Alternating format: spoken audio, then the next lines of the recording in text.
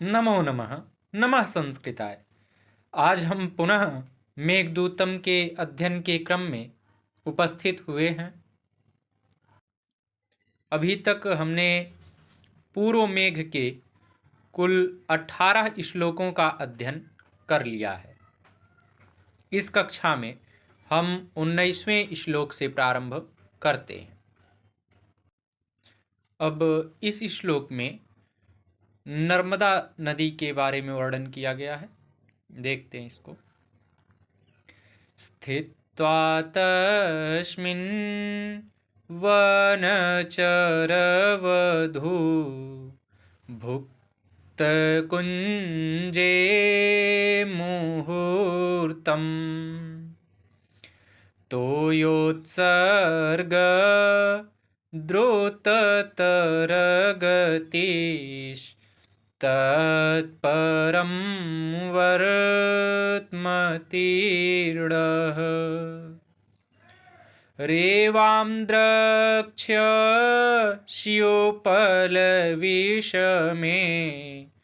विन्ध्यपादे विशीर्णाम् भक्तिच्छेदैरिव विरचितां भूतिमङ्गे गजस्य। इसका अन्वय है,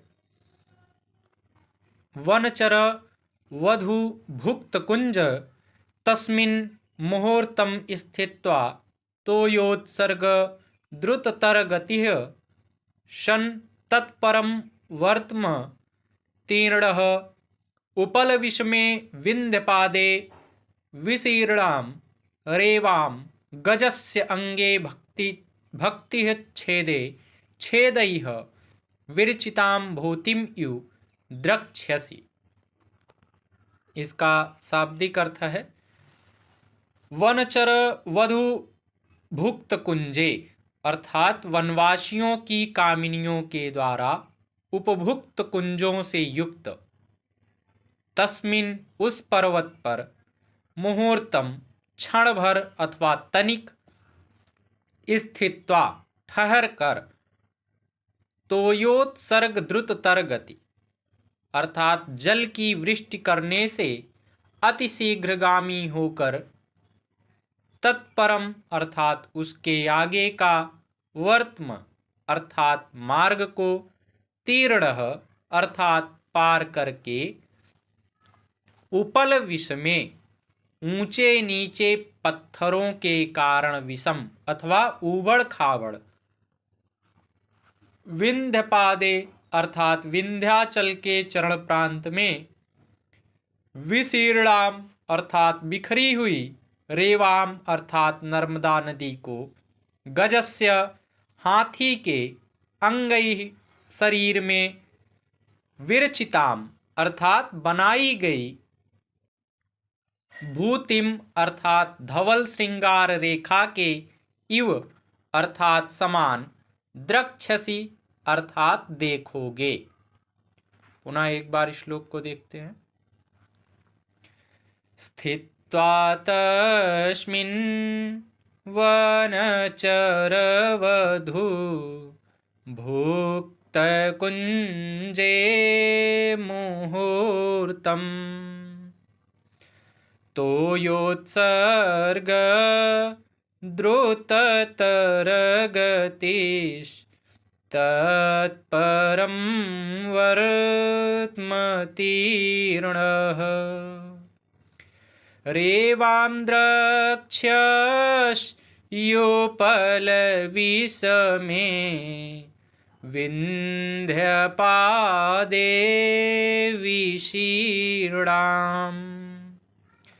भक्तिच्छेदैरिव विरचितां भूतिमङ्गे गजस्य। अर्थात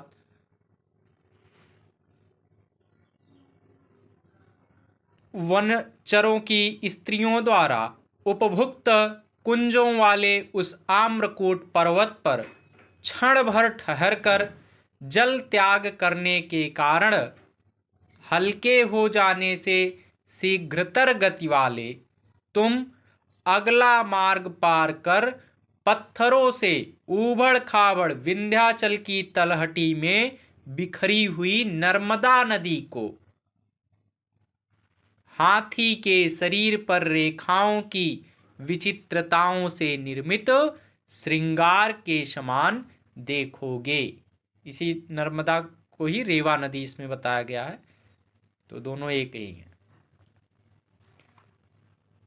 इसकी टिप्पणी में हम बताएंगे कि यह मंदाक्रांता छंद में लिखा गया है और इसमें समासोक्ति अलंकार, श्रौति उपमा अलंकार, इन दो अलंकारों का प्रयोग है और इसमें विप्रलंब श्रृंगार रस की प्रमुखता है। 20वां श्लोक है। तस्यास्ते तैर्वनगजमदैर्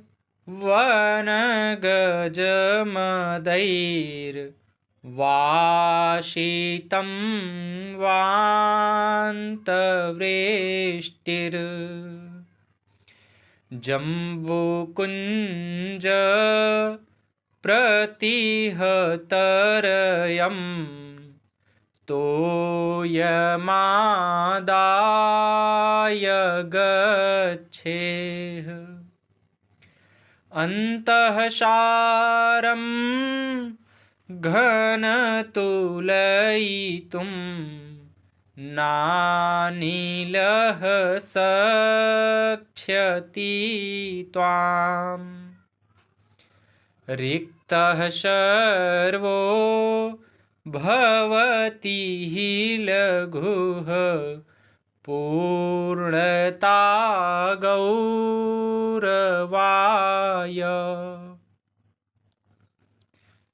इसका अन्वय है वान्तवृष्टिः संतिक्तैः वनगजमदैः वासितं जम्बुकुञ्ज प्रतिहतरयम् तस्याः तोयम् आदाय गच्छेह घन अन्तःसारं त्वां तुलयितुम् अनिलः न शक्ष्यति हि रिक्तः सर्वं लघुः भवति पूर्णता गौरवाय च भवति। इसका शाब्दिक अर्थ है वान्तवृष्टि अर्थात वृष्टि उगलकर या जल वृष्टि करके, तिक्तैः कड़वे, वन गज मदैः जंगली हाथियों के मदों से, वासितम सुरभित अथवा सुगंधित,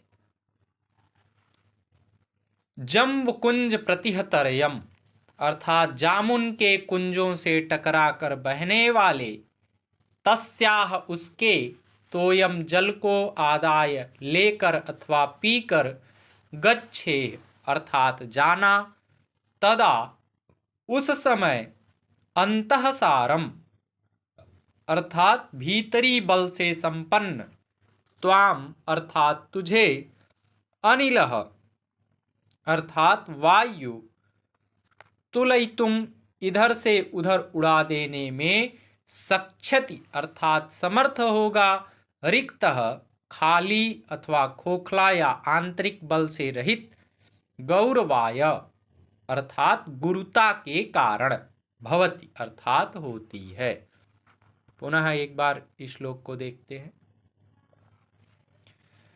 तस्यास्ते तैर्वनगजमदैर्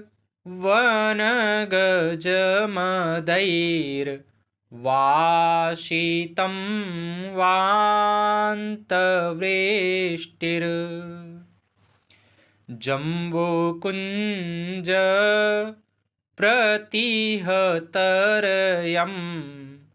तोयमादाय गच्छेह अन्तःसारं घनतुलयितुं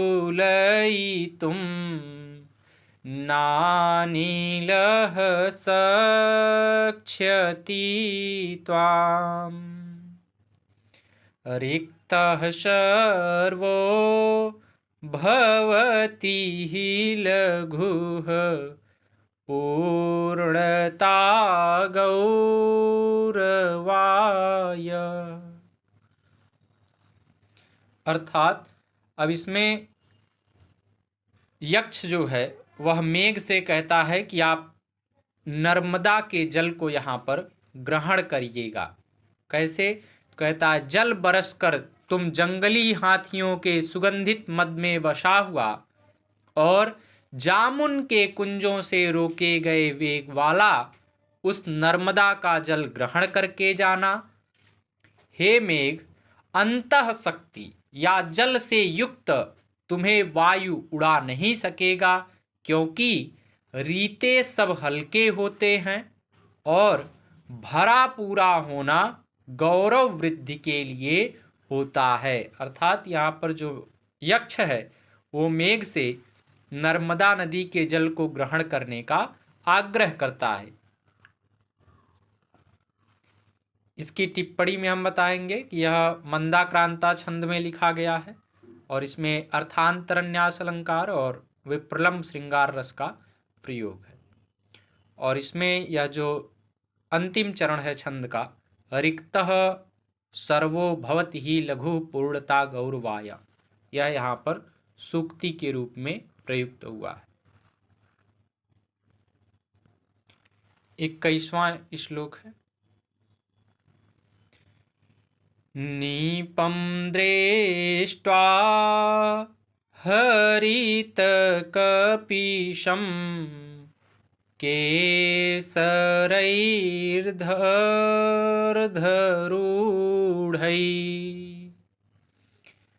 राविर्भूत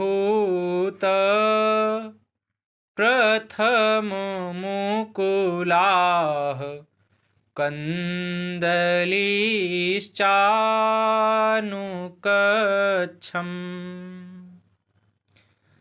जग्ध्वारण्येष्वधिकशोरभिं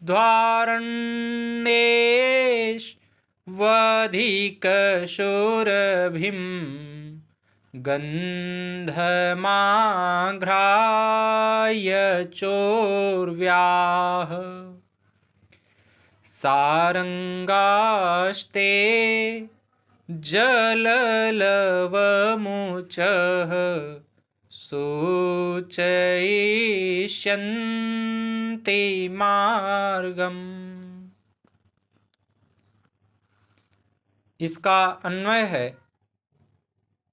अर्धरूढ़ैः केसरैः हरितकपिशं नीपं दृष्ट्वा अनुकच्छम् आविर्भूत प्रथममुकुलाः कदलीः च जग्ध्वा अरण्येषु उर्व्याः अधिकसुरभिं गन्धम् आघ्राय सारंगाः जललवमुचः ते मार्गं सूचयिष्यन्ति।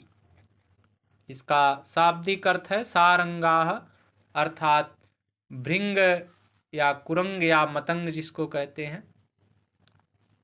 अर्धरूढ़ैः अर्थात अर्ध स्फुट केसरैः केसरों से हरित कपिशम हरित पीत नीपम कदम्ब को दृष्टवा देखकर अनुकच्छम कछारों में आविर्भूत प्रथम मुकुलाह अर्थात उत्पन्न नवीन कलियों से युक्त कंदलीह अर्थात कदली राशि को जग्ध्वा चबाकर अरण्येषु अर्थात जंगलों में अधिक सुरभिम अर्थात अधिक सौंधी उर्व्याह पृथ्वी की गंधम अर्थात महक को सुगंध को आग्राय अर्थात सूंघ कर जल लवमुचः अर्थात जल की बूंदों को बरसाने वाले ते अर्थात तुम्हारे मार्गम अर्थात पथ को सूचयिष्यन्ति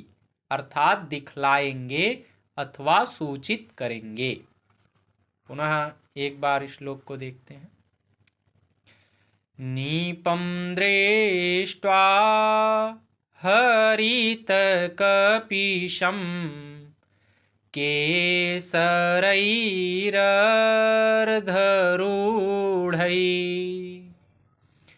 राविर्भूत प्रथममुकुलाः कन्दलीश्चानुकच्छम् जग्ध्वारण्येष्वधिकशुरभिं गन्धमाघ्राय चोर्व्याः सारंगास्ते जललवमुचः सूचयिष्यन्ति मार्गम्।